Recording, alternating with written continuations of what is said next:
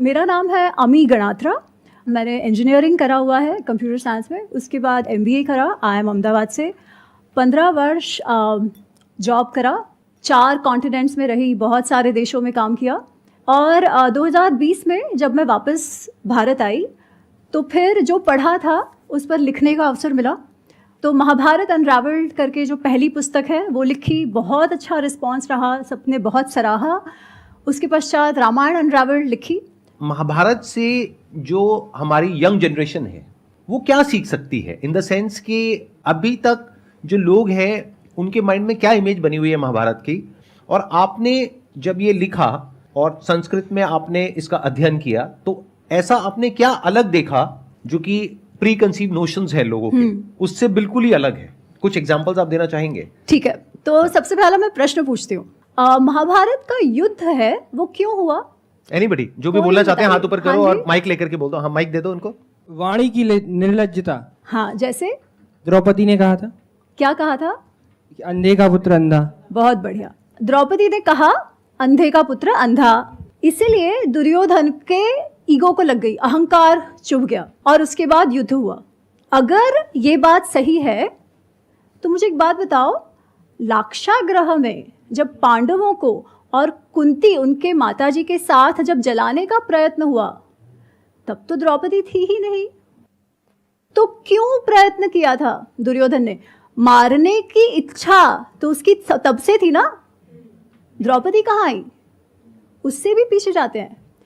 जब पांडव वन से आते हैं पांडु की मृत्यु के बाद, तब भीम को विष दे के मारने का प्रयत्न किया जाता है, तब द्रौपदी कहाँ थी?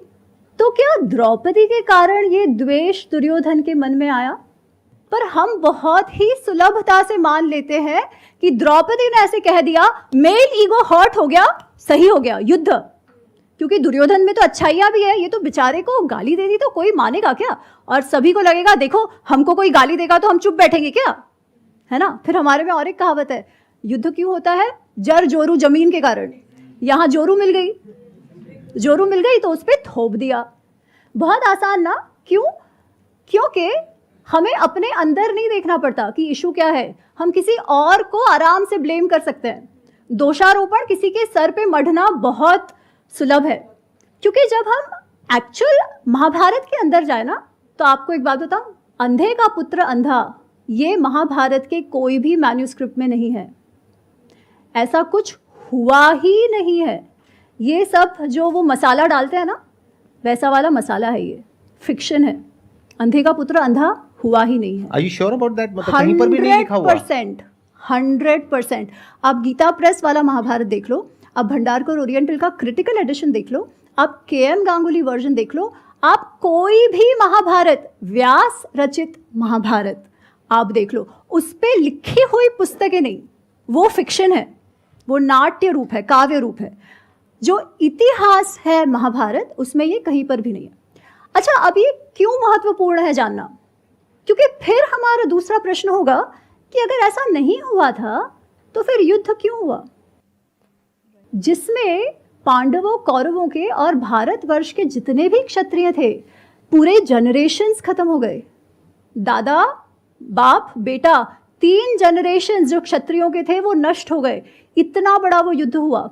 ये युद्ध क्यों हुआ?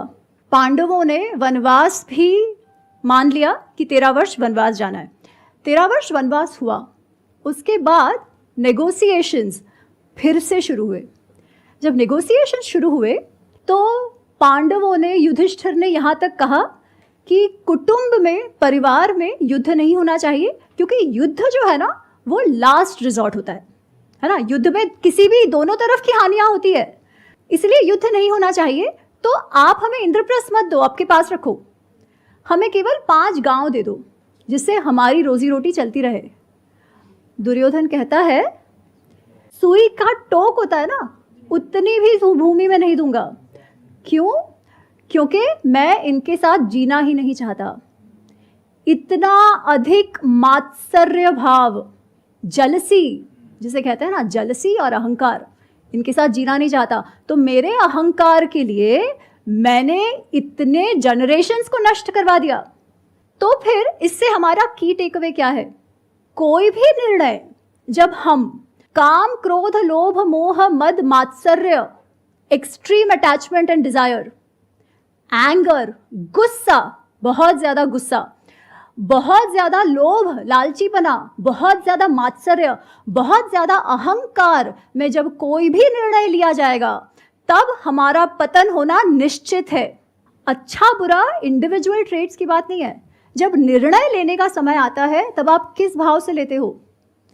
क्या लोभ में, क्रोध में, मुझे ये चाहिए, वैसा मुझे चाहिए क्योंकि मुझे चाहिए, माय वे और हाईवे, ऐसा डिसीजन लेते हो, या ये मेरे लिए अच्छा है इसलिए मुझे लेना चाहिए भले मुझे अच्छा ना लगे? कैसे निर्णय लेते हो? That determines. अब this lesson is so different from everything else that you heard कि सब में सही है, सब में गलत है। जब आप ऐसे कहते हैं कि सब में वाइट भी है, सब में ब्लैक भी है, तो हम क्या कहते हैं? मेरे में भी तो ब्लैक है, उनमें भी तो था, चलता है। पर जब तक वो ब्लैक रहेगा ना, तब तक ये मत एक्सपेक्ट करना कि आप सक्सेसफुल होगे, हो ही नहीं सकते। सब में ब्लैक है और सब में वाइट है, is it not true? It is true. देखिए, गुण अवगुण सब में होते हैं, कोई भी ऐसा नहीं है जो एकदम परफेक्ट है, परंतु जब डिसीजन लेने की बात आती है तब आप कैसे लेते हो, ये महत्वपूर्ण है। ऐसा नहीं है कि मन में गुण अवगुण नहीं है, सब कुछ है, डिजायर्स है, हमें कुछ अच्छा लगता है और ये सब होना भी चाहिए। जब अटैचमेंट है तो प्रेम होगा, पर जब ओवर अटैचमेंट है तो पोजेसिवनेस आ जाएगी, तो जो संबंध प्रेम का संबंध था वही टूट जाएगा। सेम भाव जब अति हो जाता है तब, इसलिए कृष्ण कहते हैं मन को संयम में रखो। अर्जुन कहता है बहुत अच्छा, संयम में रखो कह तो दिया, पर होता है क्या, है ना? वो कहता है चंचल ही मन कृष्णा प्रमाथि बलवत दृढ़म, कि जो मन है ना बहुत चंचल है, वो वायु के जैसा है कि वायु को हम पकड़ने का प्रयत्न करते हैं ना, मन को संयम में करना वैसे आप कठिन कार्य है। कृष्ण कहते हैं सही है, कठिन तो है ही, असंशय ही महाबाहो, पर कैसे करो? अभ्यासेन तु कौन्तेय वैराग्येण तु गृह्यते। अभ्यास अभ्यास अभ्यास, प्रैक्टिस प्रैक्टिस प्रैक्टिस। वो सिगरेट मुझे नहीं पीनी है, फिर भी मेरा मन जाएगा, मुझे लगेगा नहीं नहीं ले लेता हूँ, नहीं ले लेता हूँ। आप 2-3 बार मन को बोलोगे ना नहीं लेना है, फिर चौथी बार मन नहीं करेगा, है ना? आप कोई भी कार्य करके देखो, असंभव कुछ नहीं है, पर प्रैक्टिस के अलावा कोई ऑप्शन भी नहीं है। आप ये कह रहे हैं कि जो गुण हैं अवगुण हैं वो सब में होते हैं मन के स्तर पर, लेकिन कुछ लोग हैं जो अपनी बुद्धि के हिसाब से चलते हैं, यानी बुद्धि से मन को कंट्रोल करते हैं, और कुछ है जो मन के हिसाब से चलते हैं। So what you are saying is कि it should not translate into action at the level of मन। सबके साथ में वही होता है, यानी काम, क्रोध, लोभ, ये सब सबके अंदर होता है, करेक्ट। बट कुछ उसके बेस पे एक्शन लेते हैं, कुछ उसके बेस पे एक्शन नहीं लेते हैं, यानी वो सही और गलत, धर्म और अधर्म के बेस पे एक्शन लेते हैं। That's what you are saying, right? Correct. और मैं ये भी उसमें कहना चाहती हूँ कि जब आप मन के बेसिस पर एक्शन लेते हो ना, तो उसका कॉन्सिक्वेंस तो होना ही है। फिर कॉन्सिक्वेंस जब होता है तब हम अपने आप को विक्टिम समझने लगते हैं कि सब बाहर की गलती है। नहीं, हमारे साथ जो भी होता है ना, वो कुछ भी किसी की गलती नहीं है, हमारी स्वयं की गलती के अनुसार, के हिसाब से ही जो होता है वो होता है। तो we have to start owning our actions and the outcomes. अच्छा, ये जो पॉइंट अभी इन्होंने बोला कि महाभारत जो हुई वो इस वजह से हुई क्योंकि द्रौपदी ने कहा कि अंधे का पुत्र अंधा, और ये हमने देखा भी है, टेलीविजन पे देखा है और इस तरह से सुना है। तो ये कहां से शुरू हुआ? ये मतलब एक इतने बड़े युद्ध के लिए एक फीमेल को ब्लेम किया जा रहा है, और वो सिर्फ एक फीमेल नहीं है, that is basically representative of all females. Absolutely. हम जो फ्रीडम ऑफ एक्सप्रेशन की बात करते हैं, हमारे संस्कृति में ये हमेशा से रहा है। हमेशा से मतलब मैं संस्कृत नाट्य जो 2000-2500 वर्ष पहले लिखे गए, वहां से ये है। अब ये पर्टिकुलर प्रसंग कहाँ से आता है ये मैं नहीं जानती, पर वो कहता है ना, लोक कथा में आता गया और ये बाहर तक, फिर अब वही सच्चाई हो गई जो बहुत बार बोला जाता है।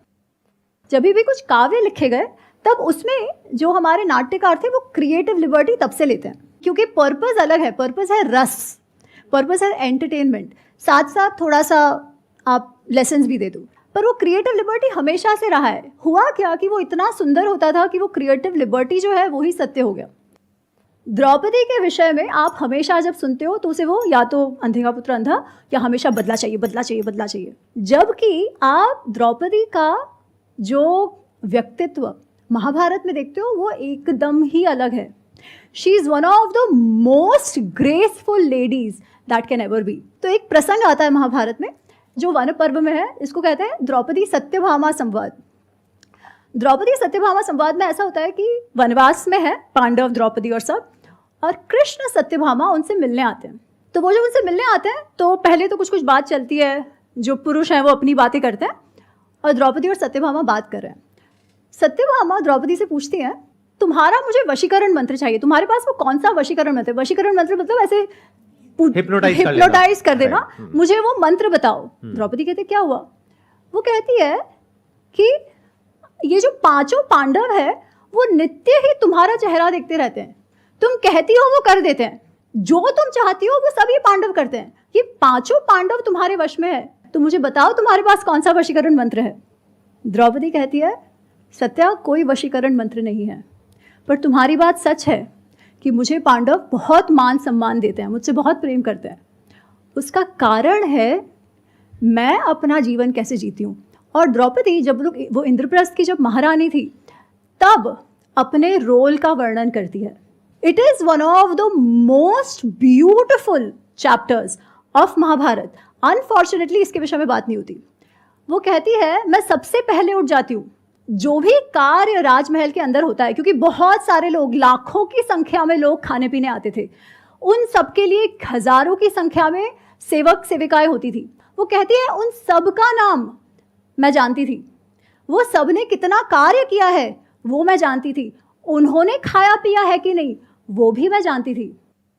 वो कहती है युधिष्ठिर जब यात्रा पे जाते हैं तब उनके साथ कितने घोड़े, कितने हाथी, कितना वेल्थ, गिफ्ट्स वगैरह जो जाते हैं दूसरे राजाओं के लिए, वो कितना गया वो और किसी को नहीं मालूम, एको अहम अपि वेद्मि, केवल मैं ही जानती हूँ। वो कहती है इंद्रप्रस्थ की जो तिजोरी है ना, जो खजाना है, जो वेल्थ है, वो ऐसी है कि किसी को मालूम ही नहीं, इतनी पूरी समुद्र जितना रत्न उसमें भरे हुए हैं, पर क्या आया क्या गया, पूरा transparency of the treasury, she says मेरे अलावा किसी को भी नहीं है। आप सोचो उस स्त्री पर कितना विश्वास था पांडवों का कि finances of the kingdom is what she knows. और मेरा काम मैं इतनी निष्ठापूर्वक निभाती थी तब भी, while taking care of my family members, बच्चा, सासू, एवरीबडी। इसीलिए पांडव मुझे इतना भाव देते हैं। This is the character of a lady in इतिहास। ऐसी स्त्री को हम बिचारी कहते हैं। ऐसे समाज को जहां स्त्री को इतना स्टेटस मिला हुआ है, जहां फिनेंसेस भी वो देखती है, उस समाज को हम स्त्री द्वेषी कहते हैं। और इतिहास ना जानने के कारण हम हमारे ही समाज को कैसा समझने लगे हैं, उसका उदाहरण आपके सामने है। इसीलिए इतिहास को इतिहास के रूप में जानना अत्यंत आवश्यक है और बिल्कुल भी कठिन नहीं है। ये सारी पुस्तकें हैं, केवल हमें उन्हें पढ़ना है और हमारे इतिहास को, हमारे अपने आप को जानना है। हम जैसे सीता और द्रौपदी की बात करते हैं, संदीप सर के मैंने 3-4 वीडियोस देखे थे एंड मतलब पिछले 3 साल से मेरी खुद की लाइफ में वो चल रहा था कि मेरी लव मैरिज थी, 8 साल के बाद हमारी शादी हुई थी, पर मेरे हस्बैंड को ब्रेन हैमरेज हो गया 2020 में और अभी भी वो पैरालिसिस ही है उनको। तो जैसे सीता और द्रौपदी 2 कैरेक्टर्स हमारे दिमाग में रहते हैं। और मैं भी हिस्ट्री की स्टूडेंट थी, LSR से पास्ड आउट थी, मेरा खुद का NGO है। और क्योंकि कहते हैं जो काम आप करते हैं बाहर वही काम आपके घर में आ जाता है। मैं विकलांग बच्चों के लिए काम करती थी और वही विकलांगता मेरे घर में आ गई। तो मेरा क्वेश्चन आपसे ये है, जैसे जब ये सब कुछ होता है तो आपकी फैमिलीज़ बहुत आसानी से आपको छोड़ के चली जाती हैं, जैसे आपने कहा कि कर्मा है ना। जब हम कर्म की बात कर रहे हैं, हम ऐसा कैसे सोच सकते हैं कि हमें इस एज में ये हमारे कर्मों का फल है, क्योंकि मुझे इस जन्म में ऐसा कुछ कर्म याद नहीं आता है कि मैंने ऐसा कुछ किया हो। और मेरा संदीप सर से भी एक क्वेश्चन है कि जैसे आप मोटिवेटेड रहने की बात करते हैं, it's been from last 3 years मैं कोशिश करती हूँ कि मोटिवेटेड रहूँ। और अब तो शायद ऐसी पारिवारिक स्थितियाँ हो जाती हैं जब मम्मी पापा कहते हैं कि उनको छोड़ दो, कब तक ऐसे चलेगा या कब तक ऐसी लाइफ रहेगी, क्योंकि मेरी एक छोटी बिटिया भी है। और ब्रेन हैमरेज के बाद ऐसा होता है कि वो शायद कभी रिकवरी नहीं होता है, क्योंकि स्ट्रोक में रिकवरी के चांसेस होते हैं, विदिन 6 months आप चल फिर सकते हैं, पर हैमरेज के बाद शायद ऐसी स्थिति होती है कि वो पैरालिसिस कभी रिकवर नहीं होता है। सीता अपने हक को छोड़ती है और वो देवी बन जाती है। मैंने अपने हक को छोड़ा, अभी हमारे लॉज वगैरह साथ नहीं रहते हैं। अगर द्रौपदी अपने हक की बात करती है तो ये बोला जाता है कि आप अपनी संपत्ति के लिए लड़ रहे हैं या आपने परिवार को तोड़ दिया, आपने विभाजन कर दिया। तो आपकी नज़र में, आपने इतना इतिहास पढ़ा है, आपने इतनी महाभारत रामायण बहुत सारी किताबें शायद आपने लिखी हैं, आपको क्या लगता है जीवन में आज के आधुनिक भारत में क्या सीता की भूमिका निभाना सही है या द्रौपदी की तरह अपने हक के लिए लड़ना सही है? अगर आप द्रौपदी बनते हैं, आप खुद भी बहुत मेंटल ब्रेक थ्रू से जाते हैं जो ऑलरेडी आपकी लाइफ में चल रहा है, और अगर आप सीता बनते हैं, आप सब कुछ छोड़ देते हैं, तो क्या उस लाइफ को बहुत लॉन्ग टर्म निभाना संभव है?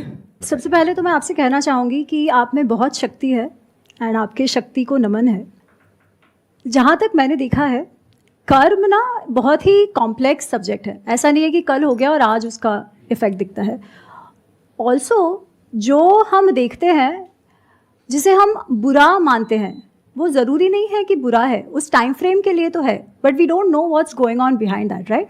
पर आपको एक बात बताती हूँ, द्रौपदी या सीता माँ, उन दोनों के ही जीवन में हक छोड़ा, हक रखा, ये सब नहीं है। तकलीफ़ें तो आई थी, जो नहीं आनी चाहिए थी वो भी आई थी, जो हम जितना देखते हैं दे डिडंट डिजर्व, बट जो भी आया, that is one thing that they did not lose, जिसके कारण हम दोनों को ही आज मानते हैं।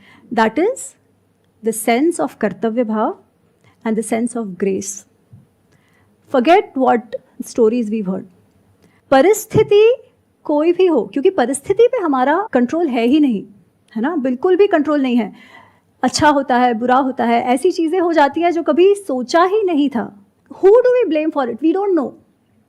आपकी परिस्थिति में ऐसे देखती हूँ कि आपके पति जो हैं, उनके जीवन के जो भी कर्मफल जो भी होंगे, उनको आपके साथ मिलवाया ही इसलिए है ताकि जो भी आपका जो सामर्थ्य है वो उनके जीवन के लिए काम आए।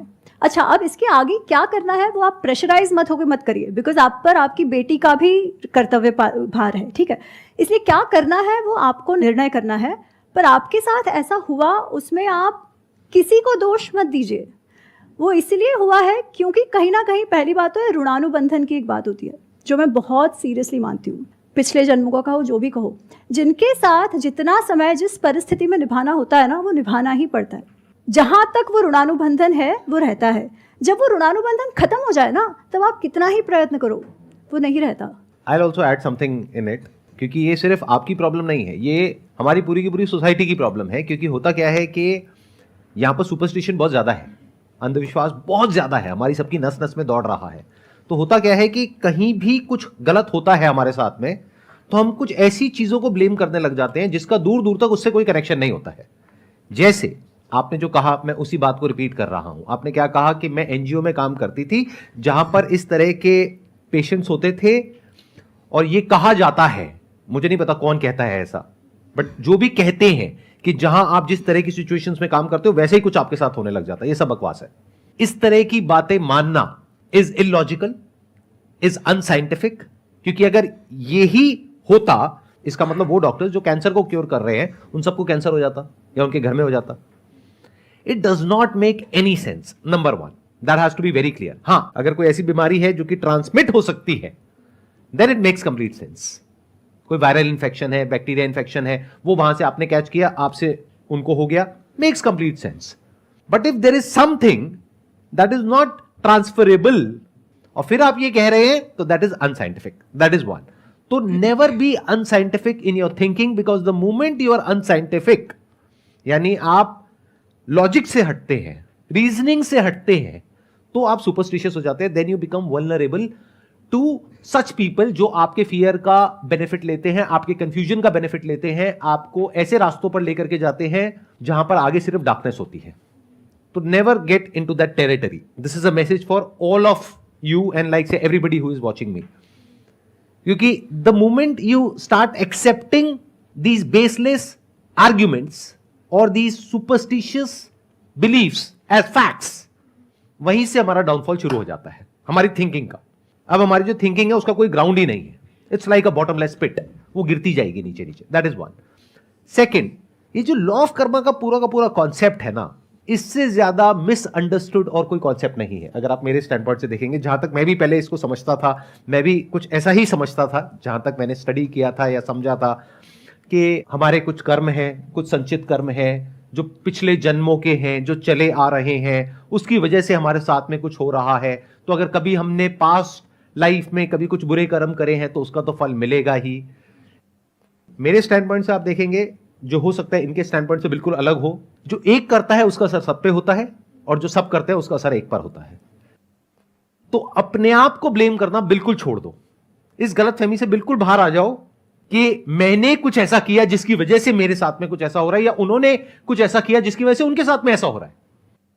We can talk about it, we can debate about it. मैं आपको बताता हूं मेरा टेक क्या है, आप बताइएगा आपका क्या टेक है इसके ऊपर। मैं कैसे देखता हूं इस दुनिया को कि ये जो हमारे नोशंस हैं, अलग अलग जो रिलीजन्स हैं उनके अलग अलग नोशंस हैं। तो मैं क्या कह रहा हूं, इन सबको अगर हम एक बार को हटा दें, जो भी लिखा हुआ है उसको हटा दें। मैं ये नहीं कह रहा वो लिखा हुआ गलत है, मैं ये कह रहा हूं कि हो सकता है हमारा इंटरप्रिटेशन गलत हो सकता है वो जैसे करके हो कि एज एन एग्जाम्पल के ऐसा होता है और उसका हमने अपने आप ही कुछ और मतलब निकाल लिया। तो मेरे हिसाब से लॉ ऑफ कर्मा क्या है, मेरे स्टैंड पॉइंट से अगर आप समझेंगे तो, कि जो एक करता है उसका असर सब पे होता है। यानी कि क्या, आज जिस जगह पर अभी हम बैठे हैं, Delhi, which is one of the most polluted cities in the world, यहां पर जो बच्चा पैदा हो रहा है, क्या वो उसके बुरे कर्म है जिसकी वजह से वो पैदा हो रहा है? क्योंकि उस बच्चे को पॉल्यूटेड एयर ब्रीथ करनी पड़ रही है, जिसकी वजह से उसको कुछ ऐसी बीमारियां हो गई है कि वो तड़प तड़प करके मर रहा है। किसकी वजह से?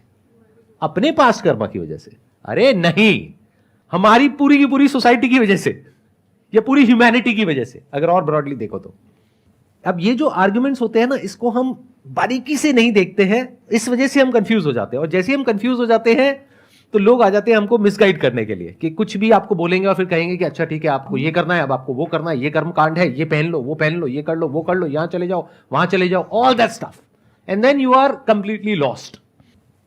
जैसे बहुत सारे लोग ये समझते हैं कि जो भी हम करते हैं वो हमने कुछ किया होता है और एक बीज की तरह होता है जो हमने बोया, अब उसका फल मिल रहा है। तो जब सोसाइटी में कोई रेप होता है, उसके लिए किसको ब्लेम करोगे? उस इंसान को जिसके साथ में वो हो रहा है, क्योंकि पुराने जन्मों में उसने कुछ किया है। अगर ये लॉ ऑफ कर्मा की आपकी थ्योरी है तो अगर किसी के साथ में कुछ गलत हो रहा है तो क्यों हो रहा है, उसके पीछे बहुत सारे रीजंस हैं, और वो रीजंस बहुत ही ऑब्वियस हैं। उसमें किसी मिस्टिकल बात को हमको बीच में घुसाने की जरूरत नहीं है। यानी कि वहां पे लॉ एंड ऑर्डर की प्रॉब्लम है, जो जस्टिस सिस्टम है उसकी प्रॉब्लम है, कि अगर कोई गलत करता है तो उसको सजा मिलने में 20 साल, 30 साल, 50 साल लग जाते हैं। तो लोगों के अंदर उसका डर नहीं है लीगल सिस्टम का। क्रिमिनल्स होते हैं वो बच करके निकल जाते हैं। जो उस बच्चे की अपब्रिंगिंग है, जिसने ऐसा कुछ गलत किया, उसकी अपब्रिंगिंग में प्रॉब्लम है, एजुकेशन सिस्टम में प्रॉब्लम है, तो हम इन सबको ठीक नहीं करेंगे।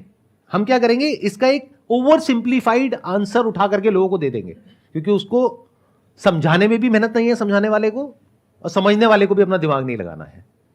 ग्लोबल वार्मिंग किसकी वजह से हो रही है? किसी एक की वजह से हो रही है, हम सबकी वजह से हो रही है। Why don't we take responsibility? Humanity की वजह से हो रही है। अच्छा, ग्लोबल वार्मिंग की वजह से अगर कहीं पर बाढ़ आती है, मान लेते हैं दुनिया के किसी पार्ट में आती है, जो आएगी फ्यूचर में, और वहां पर लाखों लोग मर जाते हैं, क्या उन लाखों लोगों ने कुछ गलत कर्म करे हैं जिस वजह से वो मर गए हैं? Does that make any sense to you guys? तो हो क्या रहा है, अगर ध्यान से समझोगे, ध्यान से ऑब्जर्व करोगे, कि इस पूरे यूनिवर्स में कहीं पर भी अलग अलग कहीं कुछ है ही नहीं। Everything is inter related and interconnected. तो जो भी एक इंसान कुछ कर रहा है, उसका डायरेक्टली या इनडायरेक्टली असर पूरी सोसाइटी पे आ रहा है। आज अगर आप अपने बच्चे की जिस तरीके से अपब्रिंगिंग कर रहे हो, देखने में लग सकता है कि उसका असर वहीं तक है, बट वो बच्चा आगे जाएगा सोसाइटी में, वो हो सकता है टीचर बनेगा या इंजीनियर बनेगा, डॉक्टर बनेगा, क्या उसका असर और आगे नहीं आएगा? अगर उसके अंदर एंगर है तो क्या वो एंगर, फ्रस्ट्रेशन या जो भी प्रॉब्लम्स है वो आगे ट्रांसफर नहीं हो जाएगी? तो क्या एक का असर सब पे नहीं आ रहा है? एक चेन नहीं बन रही है पूरी की पूरी? Can't we see that? Isn't it obvious? हम क्या करते हैं, इसका एक ओवर सिंप्लीफिकेशन निकाल देते हैं कि एक बच्चा है, उसने मान लो गुटखा खाने का डिसीजन लिया, तो उस बच्चे की गलती है। बच्चा मतलब 15-16 साल का, जहां पर यूजुअली ये सब चीजें शुरू होती है। अच्छा, उसकी गलती है सच में? क्या उसके अंदर इतनी बुद्धि है कि वो ये समझ पाए कि इसकी वजह से क्या होने वाला है आने वाले 20 साल बाद? तो क्या हम पूरा ब्लेम उस पर डाल सकते हैं, उसके कर्मों पर डाल सकते हैं? या फिर हम एज सोसाइटी, जहां पर के इस तरह की एड्स कर रहे हैं वो लोग जो आपके हीरो हैं, जिनके लिए आप लड़ने मरने कटने को तैयार हो जाते हो, जिनके बारे में अगर मैंने नाम ले दिया तो आप लोग आकर के मुझे ही उल्टा बोलने लग जाओगे, जिनके बारे में आप कुछ सुन नहीं सकते हो, आपके सो कॉल्ड हीरो, वो जाकर के ऐसी चीजों की ऐड कर रहे हैं। तो क्या उस बच्चे को जो कैंसर हो रहा है वो उस गुटखा कंपनी की वजह से हो रहा है? या आपकी वजह से हो रहा है, हमारी सबकी वजह से हो रहा है, क्योंकि हम चाहें तो बहुत कुछ कर सकते हैं लेकिन कुछ करते नहीं है। तो जैसे ही लॉ ऑफ कर्मा को आप इस तरीके से समझते हो तो हम सबके ऊपर एक बहुत बड़ी रिस्पॉन्सिबिलिटी आ जाती है, क्योंकि अब फ्यूचर जैसा भी होगा सिर्फ आपका अपना नहीं, क्योंकि आपका अकेले का तो कोई फ्यूचर है ही नहीं। अगर आप किसी ऐसी जगह पे रहते हो जहां पर सब लोग खराब है, उसकी वजह से पूरा मोहल्ला खराब है, तो आप कैसे खुश रह सकते हो? खुद रिस्पॉन्सिबिलिटी लेनी पड़ेगी। आई एम सॉरी, मैं थोड़ा सा इमोशनल हो रहा हूं इस टॉपिक को लेकर के, because it's very close to my heart. आपका क्या टेक है इसके ऊपर? तो मैं आपसे पूर्णतः सहमत हूँ। केवल मैं एक चीज और कहना चाह रही हूँ, टेकिंग योर गुड का एग्जाम्पल। ऑफकोर्स कर्म पर्सनल लेवल पे होता है और कलेक्टिव लेवल पे होता है, और इवन जब मैंने आपको सबसे पहले वही कहा कि अपने साथ जो हुआ हो ना, उसमें we don't have to overthink कि अरे मेरे कौन से कर्म थे, because we will never know. आपको कभी पता ही नहीं चलेगा कि अरे वो किया वैसे हुआ, नहीं। परंतु ये बात भी बिल्कुल नहीं भूलनी चाहिए कि कोई भी कारण सर, कितनी भी बेवकूफ़ी के कारण, अगर वो 16 वर्ष का बच्चा गुटखा खाता है और उसके माँ बाप उसे नहीं रोकते हैं तो उसका कॉन्सिक्वेंस तो उसे भुगतना ही पड़ेगा। So while we have to have a social consciousness, individual responsibilities can not be forgotten. ठीक है, आपके निर्णय का जो आउटकम होता है वो भी दुनिया भर पे नहीं थोप सकते। दुनिया पे तो असर होगी, बिकॉज एक का असर सब पे होता है, सबका असर एक पे 100%। पर आपके साथ जो हो भी रहा है या होगा, उसका कॉन्सिक्वेंस और आउटकम आप आउटसोर्स नहीं कर सकते। Few things are in your control, few things are not in your control. तो जहां पे कंट्रोल नहीं है, हाँ, वहां पे हमें रिस्पॉन्सिबिलिटी भी नहीं लेनी मैं है। आपको वही कह रही हूँ, पर जहां पे कंट्रोल है वहां पे लेनी वहां पे तो लेनी ही पड़ेगी ना। Exactly. Let's give big round of applause for her. Thank you so much जी यहाँ पर आने के लिए। It was pleasure meeting you, pleasure talking to you. Thank you for sharing your knowledge. Sandeep ji.